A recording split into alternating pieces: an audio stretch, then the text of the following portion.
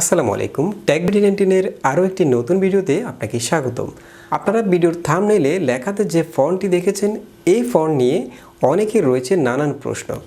অনেকে প্রশ্ন করেছেন এই ফন্টটি কোথা থেকে ডাউনলোড করতে হবে, আবার কেউ ডাউনলোড করার পরও এই ফন্টটি অ্যাডোব ফটোশপ, প্রিমিয়ার এবং ইডিয়াসে সঠিকভাবে ইউজ করতে পারছেন না, লেখাগুলো ভেঙে ভেঙে যাচ্ছে।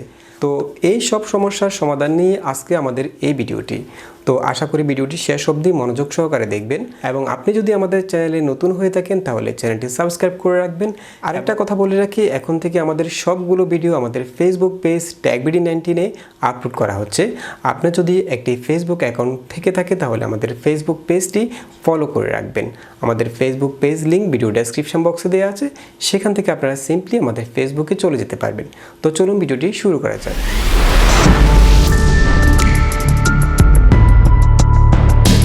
Welcome back. প্রিয় বন্ধুরা, আপনারা আমাদের থাম্বনেইলে যে দুটি ফন্ট দেখতে পেয়েছেন এই দুটি ফন্ট হচ্ছে গুগলের নিজস্ব ফন্ট। একটি হচ্ছে হিন্দ শিলিগুড়ি এবং একটি হচ্ছে গালাদা।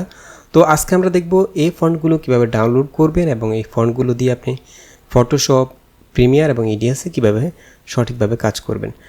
তো প্রথমে ফন্ট ডাউনলোড করতে হবে। ডাউনলোড করার জন্য আমরা সিম্পলি চলে যাব গুগল ক্রোমের মধ্যে। এখানে গুগল ফন্টস লিখে সার্চ করবেন।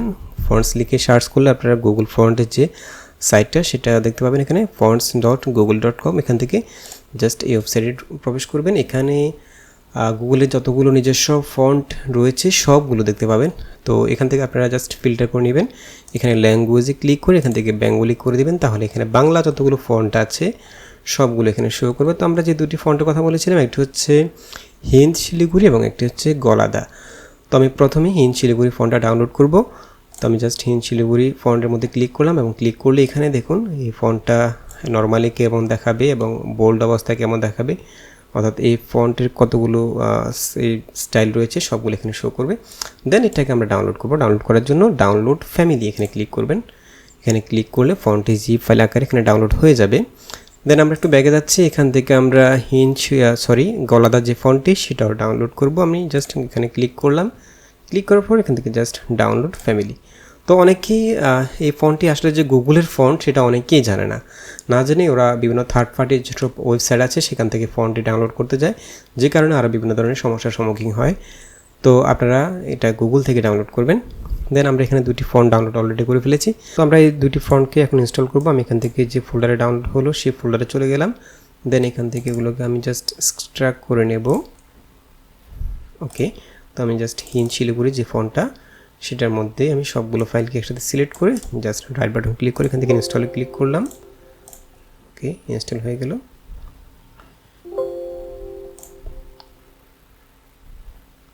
ওকে, দেন আমি ব্যাকে চলে গেলাম। এখান থেকে গালাদা যে ফন্টটি সেটাও ইনস্টল করে নেব। ওকে ওকে এখন আমরা দেখব এই ফন্টটি ফটোশপে কী সমস্যা করে এবং সেটা কিভাবে সলভ করবেন। তো আমরা চলে এলাম ফটোশপে। আমি এখান থেকে একটি নিউ পেজ নিলাম। দেন আমি এখান থেকে টেক্সট টুলসটি নিলাম এবং এখান থেকে আমি হিন্দ শিলিগুড়ি যে ফন্টটি সেই ফন্টটি সিলেক্ট করলাম। হিন্দ শিলিগুড়িটি যেটা আমরা একটু আগে ইনস্টল করেছিলাম এবং এখানে রয়েছে আমরা আরেকটি ফন্ট ইনস্টল করেছিলাম, সেটা হচ্ছে গালাদা জি।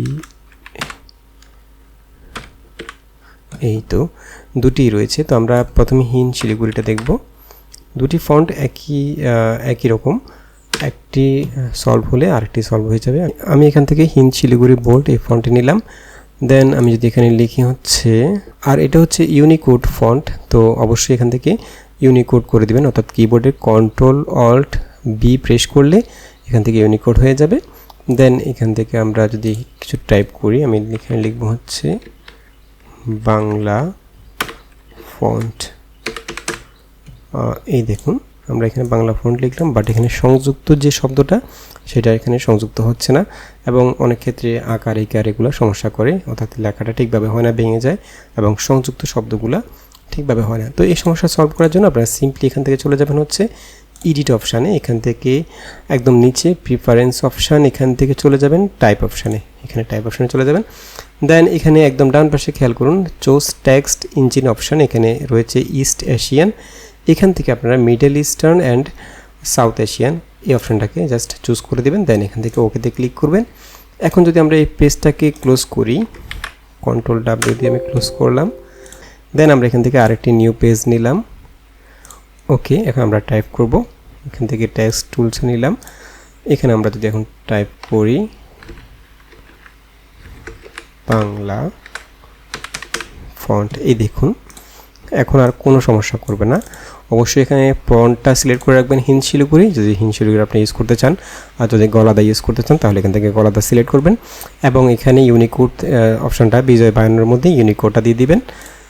দেন আপনারা টাইপ করবেন, কোনো সমস্যা হবে না। এখানে দেখুন আমি যদি এখানে লিখি হচ্ছে শিক্ষা, এই দেখুন এখন একদম ঠিকভাবে টাইপ করতে পারবেন। এখন আমরা চলে যাব অ্যাডোব প্রিমিয়ারে। অ্যাডোব প্রিমিয়ারে সেটা কীভাবে সেটিংসটা আপনারা কারেকশন করবেন সেটা দেখিয়ে দিচ্ছি। আমরা চলে এলাম অ্যাডোব প্রিমিয়ার এবং আমরা যদি এখানে কিছুটা টাইপ করি, আমি যদি এখান থেকে টেক্সট টুলসে নিলাম, দেন এখানে আমি কিছু টাইপ করতে যাচ্ছি। এই দেখুন একই সমস্যা, ফটোশপে যে সমস্যাটা ছিল অ্যাডোব প্রিমিয়ারও সেম সমস্যা। তো এটাকেও সলভ করার জন্য আপনারা জাস্ট একটা সেটিংসকে চেঞ্জ করে দেবেন। এখান থেকে এডিট অপশানে চলে যাবেন, এখান থেকে প্রিফারেন্স, দেন এখান থেকে চলে যাবেন হচ্ছে গ্রাফিক্স অপশানে। গ্রাফিক্স অপশান থেকে এখানে একই অপশানটা আপনারা পেয়ে যাবেন, ইউরোপ অ্যান্ড ইস্ট এশিয়ান, এটাকে চেঞ্জ করে দেবেন south Asian and middle east. এখান থেকে জাস্ট এই অপশানটা ক্লিক করবেন, আর নিচে যে অপশানগুলো যেভাবে আছে ঠিক সেভাবে থাকবে। দেন এখান থেকে ওকেতে ক্লিক করবেন। এখন যদি আমরা আবার নতুন করে একটি টেক্সট লিখতে চাই, দেখুন যদি এখানে ফন্ট লিখি, সরি, এই দেখুন ঠিক আছে। তো আমরা চলে এলাম ইডিএসে। ইডিএসে টেক্সট টাইপ করার ক্ষেত্রে আমরা জানি যে বিজয় ফন্ট আমরা যখন টাইপ করি তখনও সমস্যা হয় এবং ইউনিকোডও সেম সমস্যা করে। বাট আপনি যদি চান যে ইডিএসের টাইপ করার জন্য, সেক্ষেত্রে আপনি ইডিএসের টাইপ না করে আপনি এখান থেকে যে কোনো একটি টেক্সট ডকুমেন্ট অথবা মাইক্রোসফট ওয়ার্ডে টাইপ করে যে কোনো কিছু টাইপ করে সেটাকে ইডিএসে জাস্ট কপি পেস্ট করতে পারবেন। যেমন আমি যদি এখানে বাংলা ফন্ট লিখি, ওকে, এটাকে আমরা জাস্ট কপি করব। ইডিএসে বাংলা টাইপ করতে বিজয়তেও টাইপ করতে সমস্যা হয়, বিজয়তেও ঠিকভাবে টাইপ করা যায় না, সেক্ষেত্রে ইউনিকোডেও সেম সমস্যায় করে। তো আপনি জাস্ট এখান থেকে মাইক্রোসফট ওয়ার্ড অথবা কি বলে টেক্সট ডকুমেন্ট একটা নিয়ে সেখানে টাইপ করে দেন কপি করবেন, কপি করে ইডিএসে জাস্ট পেস্ট করলে হয়ে যাবে। আমি এখান থেকে নিউ ক্লিপে চলে গেলাম, দেন এখান থেকে কুইক টাইটেলার, এখানে যদি আমি পেস্ট করি কন্ট্রোল ভি এবং এখান থেকে আমি ফন্টটা সিলেক্ট করে দিব হচ্ছে হিন্দ শিলিগুড়ি।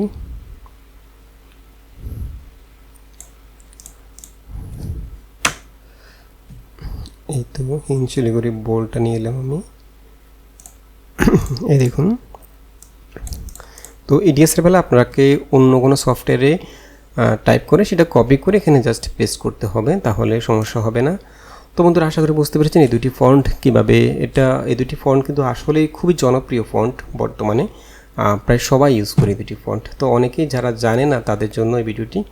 তো আরেকটা কথা বলে রাখি, আমাদের প্রত্যেকটা ভিডিও এখন আমাদের ইউটিউব চ্যানেলের পাশাপাশি আমাদের ফেসবুক পেজ, আমাদের ফেসবুকের যে নতুন পেজটা TechBD19 সেই পেজে আপলোড করা হচ্ছে। আশা করি আপনারা আমাদের ইউটিউব চ্যানেলের পাশাপাশি আমাদের ফেসবুক পেজটিও ফলো করে রাখবেন। আর দেখা হবে পরবর্তী ভিডিওতে, সেই পর্যন্ত ভালো থাকবেন, সুস্থ থাকবেন, আল্লাহ হাফেজ।